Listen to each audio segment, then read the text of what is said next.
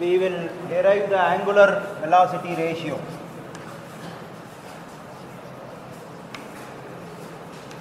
Angular velocity ratio of a direct contact mechanism.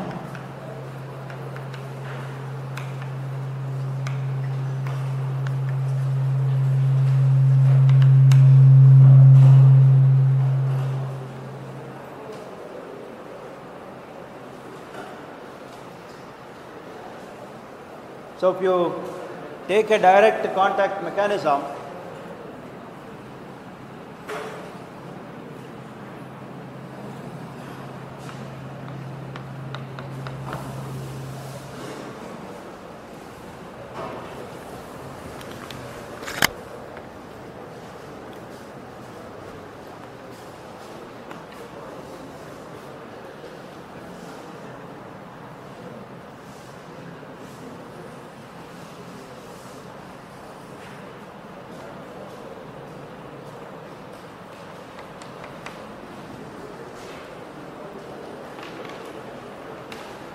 we take a direct contact mechanism like this, and if we say the contact point, this is link 2, this is link 3, the contact points are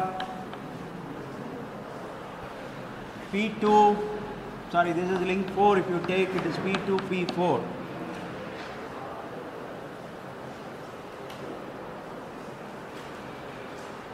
Contact points are P2, P4. This point is says O2 and this is O4. Now we know that for a direct contact mechanism, you can think of a common normal. So the speciality of a common normal is that the velocity component along this common normal should be same for both the points. Now let me find out the velocity of point P2. So that will be, if you connect this line O2 P2 and you draw a perpendicular to this. So that will be the contact, that will be the velocity. So I mark that velocity as E. Yeah.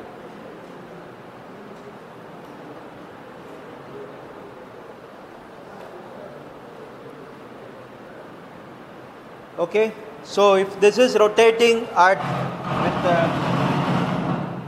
omega 2, the other one is rotating at omega 4.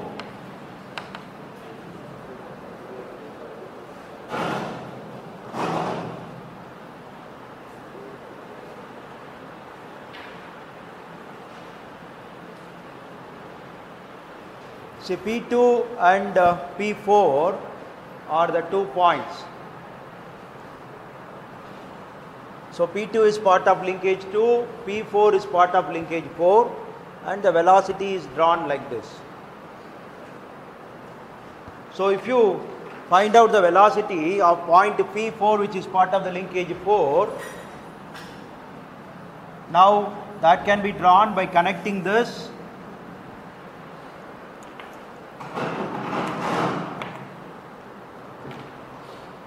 and the velocity line will be perpendicular to this.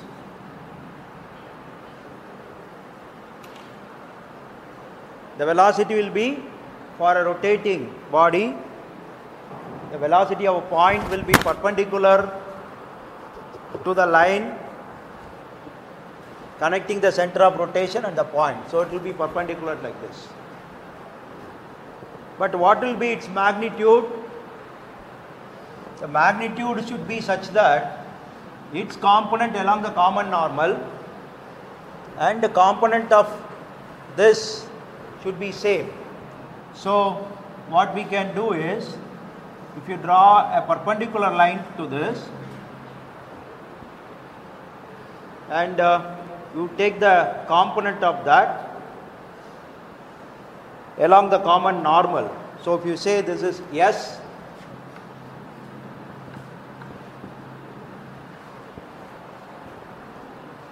so this is the velocity component of P2E along the common normal. If you take the velocity component of P4 along the common normal, it should be same. So that will be same only if the vector is like this. So this point I call it as F. So if you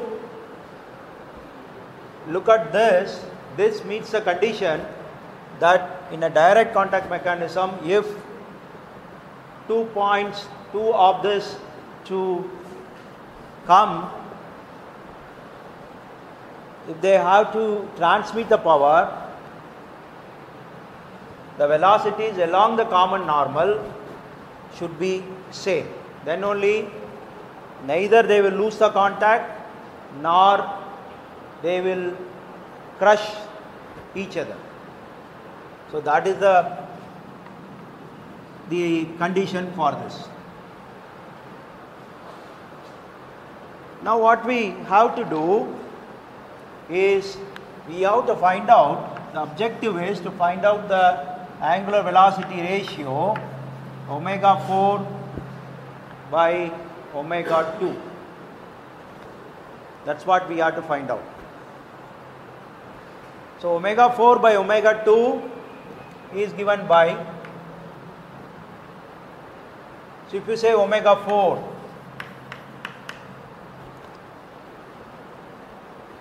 omega 4 is the velocity of P4 divided by the radius, that is O4 P4. So the velocity Vp4 is given by P4 F divided by O4 P4.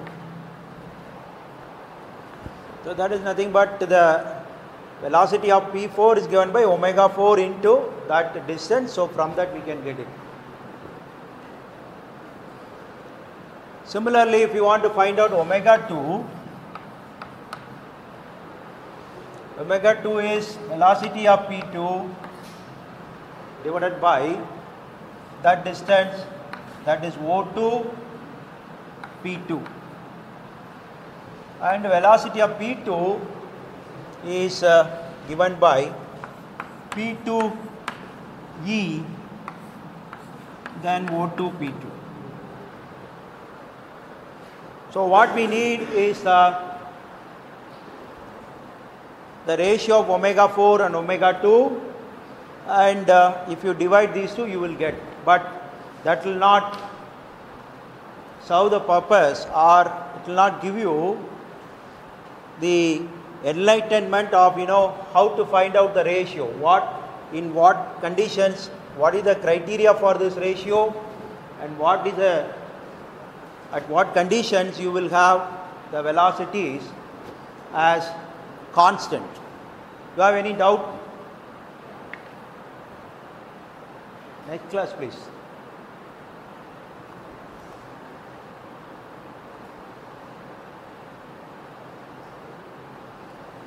Now what I am going to do next is, I will extend this common normal so that I will extend it, and I will extend a line which is connecting O2 and O4, and they may meet at a point, that point I will call it as Q. Okay. Now I'll draw a line perpendicular to this common normal and passing through this, I call that as G.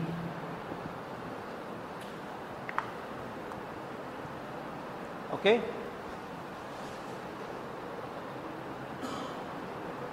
Now what I am going to do is, I am going to take two triangles, that is this one and this triangle.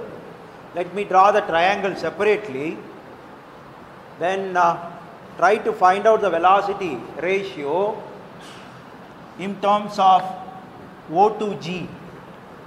Okay. So we will take this. This is my O2. This is G. This is perpendicular. And we have this point P2 here.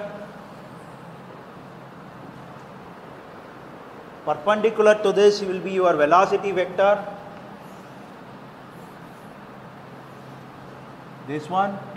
So this point is your E.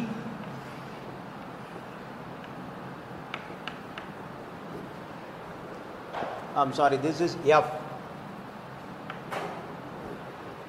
So now you can see this triangle I have just replicated here. I am going to have a look at this triangle, two triangles, and you see that these two triangles are similar. The sense, if I take this angle as alpha, then this will be 90 minus alpha, and this is 180 and this is minus, so this will also be alpha, and here this angle is 90, this angle is going to be 90 minus alpha. So you can see that these two triangles are similar.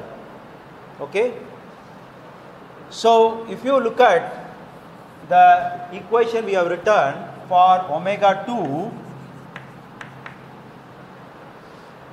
what we have written is P2E, that is this velocity vector, divided by O2 P2. This will also be equal to, from the triangular similarity, because P2E is what?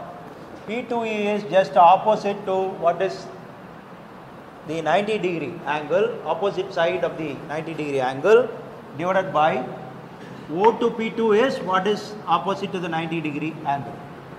So I can write this as,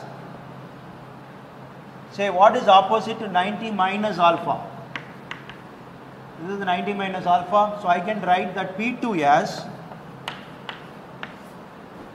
that will also be equal to the ratio of P to S, that is the side opposite to 90 minus S. That will be equal to, here 90 minus S means O2 G. So this way I can write using the similarity of the two triangles. Now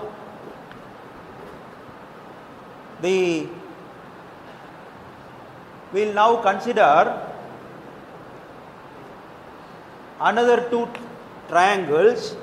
Now for removing the congestion here or clutter, I say rub this off.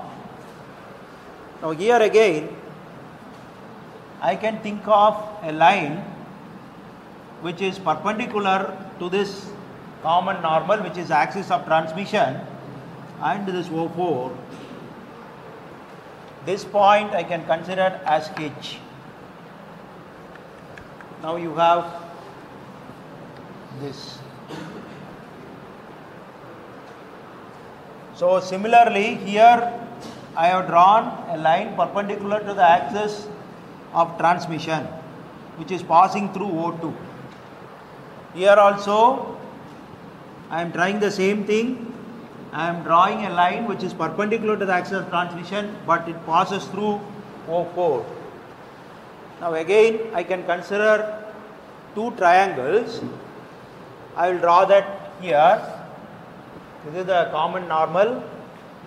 So you have this S, and here you have this is F. This is your P4, and you have this is a perpendicular line. This will be my O4, and I have another point here which is H. This is perpendicular. So look at that now. I am taking these two triangles, one triangle like this, another triangle this way. So these two triangles I have drawn, and if I take this angle as beta, this will be my 90 minus beta, and this will be my beta, because this angle is 90 and this is 90. This is 90 minus beta. So I have taken the two triangles. Now what we have written for omega 4, omega 4 is given by P4F divided by O4 P4. What is P4F? P4F is, these two are similar triangles. It is just opposite to the 90 degree, the side opposite to the 90 degree, and P4O4 is also a side opposite to the 90 degrees. So by similar triangle, what we can say is, like O here, we will take it opposite to 90 minus beta, that is P4. Yes, this can be the ratio P4S, which is the side opposite to 90 minus beta. So here the side opposite to 90 minus beta is O4H. So I can write like this by taking the two similar triangles. Now what I need is, I need the ratio, angular velocity ratio, that is omega 4 by omega 2. That is equal to, I can write that omega 4 is here, P4S divided by O4H into omega 2 is that is inverse now O2G divided by P2S. Now you know, if you look at this diagram, the velocity component along the normal is same, that is P2S or P4S are the same, so we can cancel these two. So this ratio is going to be O2G divided by O4H. So angular velocity ratio of a direct contact mechanism, it boils down to the length of, that is omega 4 by omega 2 is the inverse length of the line segments that is drawn perpendicular to the axis of transmission, which passes through the line of the rotating centers. Okay, so that is the description of this equation. The velocity ratio is nothing but the ratio of the length, that is O4H and O4G, they are nothing but the lines drawn perpendicular to the axis of transmission passing through the respective centers. So it is, I can say, the inverse. the sense because omega 4 by omega 2 I am taking O2G by O4H. So that is what I have got by following through these steps. Do you have any doubt, please?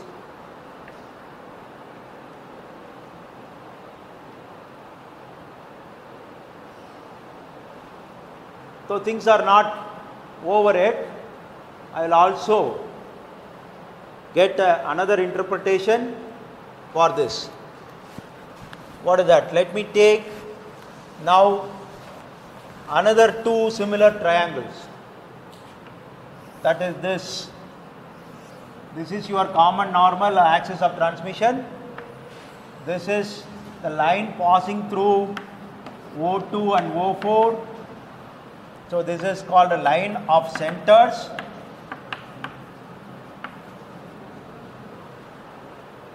This is the axis of transmission.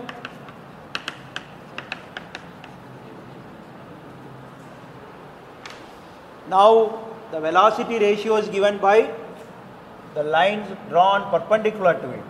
So this is making perpendicular 90-degree angle. This again you draw something which makes 90-degree angle. We have given a name here, this point as G and this as H.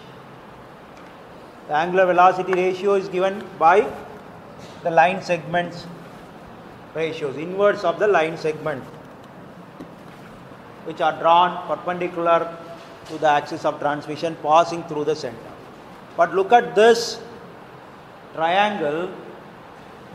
Again you see, if you take this an angle as gamma, then QO2G and QO4H are again similar.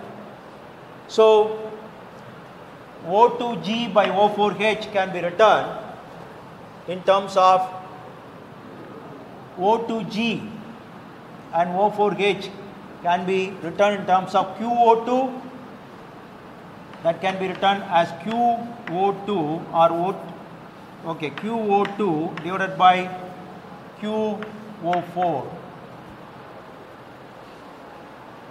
So that can be written as a ratio of line segments of the along the line of centers. Okay, so this is the line of transmission, this is the line of centers, both of them cut at a point here. So this line segment, that is Q2O2 and Q4O4, that ratio of the length of the line of segments is also can give you what is the angular velocity ratio. You have any doubt? So if you give it as a statement, then that describes the angular velocity ratio. Okay?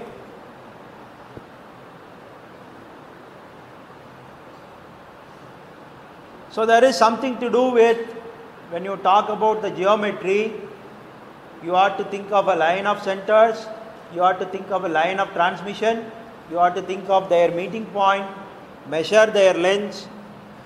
That length, line segment length, is inversely proportional to the angular velocity ratio. Why we have to suffer all these things? It's because it's going to be more intuitive when you deal with the direct contact mechanism. It's not just an equation, but it will be more intuitive later. Now I will rub all these things. Now I want to know a condition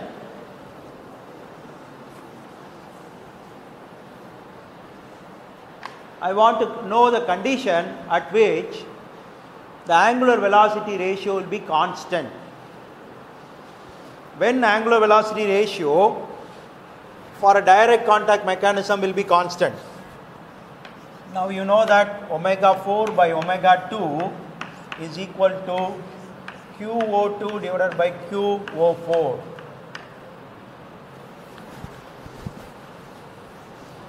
Angular velocity ratio needs to be constant. this again let me repeat that this angular velocity ratio is that for this particular position. If the direct contact mechanism turns a little bit, then the contact points will be at a different place and the line of transmission, axis of transmission will be different and it will pass through different Q. So the ratio, everything will change. So whatever angular velocity for a mechanism is mostly for that instant or that particular position. But I want the direct contact mechanism to have a constant angular velocity. That means this should be constant. So this, how it can be constant, let me write it as QO2 as such, this as QO2 plus O2O4.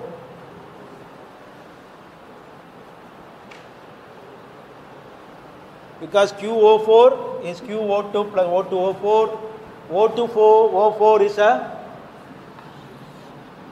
is a distance between the two centers, it is going to be a constant. So if this ratio is to be constant, what is the condition? QO2 is to be constant. Okay? So if omega 4 by omega 2, that is the angular velocity ratio, is to be a constant,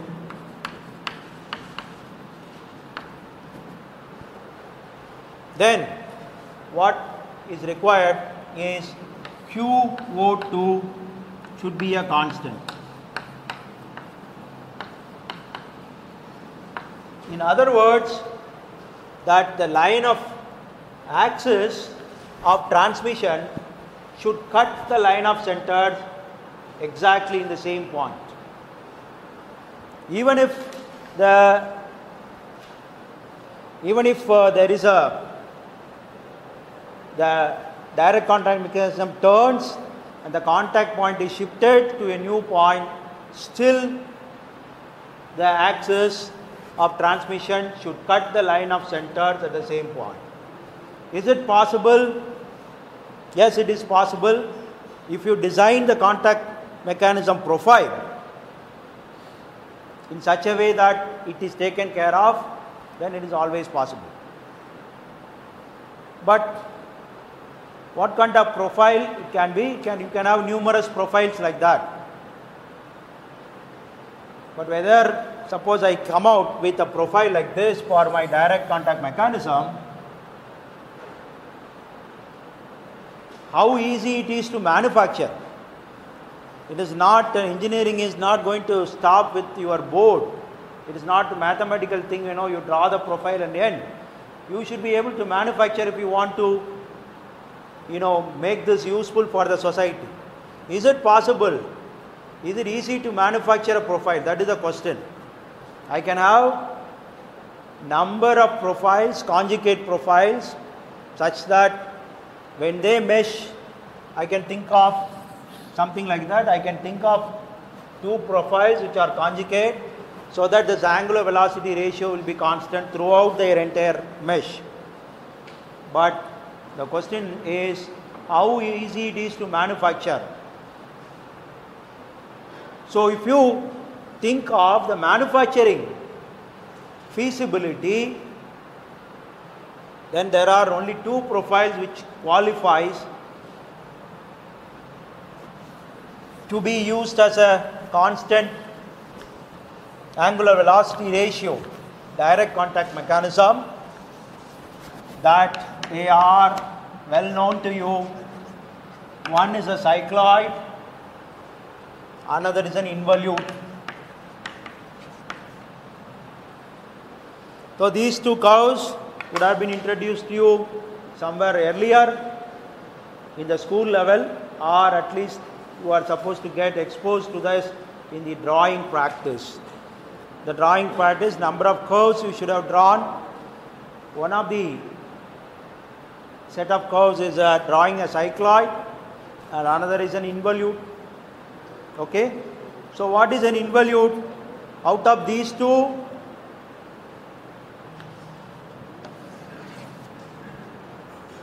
involute, say if you take this out of 100 direct contact mechanisms, involute may be about 98%.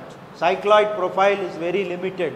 So this cycloid profile, so I am now going to be, let me explicit, this direct contact mechanism is, the gears are direct contact mechanisms.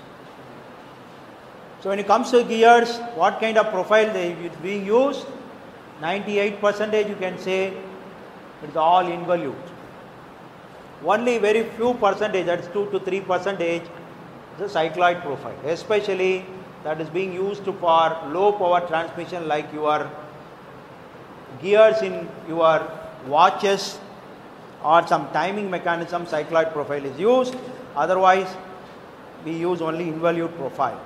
Okay, so that is what we are going to see. What is the involute profile? What is the advantage of that involute profile? You can see involute profile can be generated from unwinding a cord from a cylinder. Okay, so let me take this is my generating circle.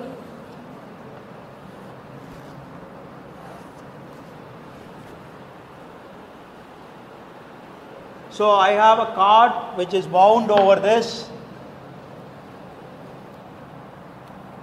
Okay, so if I unwind this cord, the profile traced by the end of this. So okay, let me use a chalk piece to trace the end.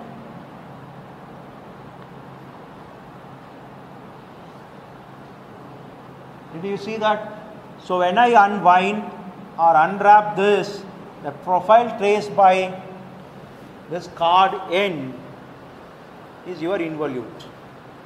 Okay, but what is the speciality of the involute? If you look at, you can see that this cord, if at any given instant, is going to be the common normal for this involute profile. Isn't it? Here, it is the normal. This is again the normal. The normal of this profile, if we take any point over here, to draw the normal, that is the cord. Okay, that is always tangent to this circle which is used to generate this profile.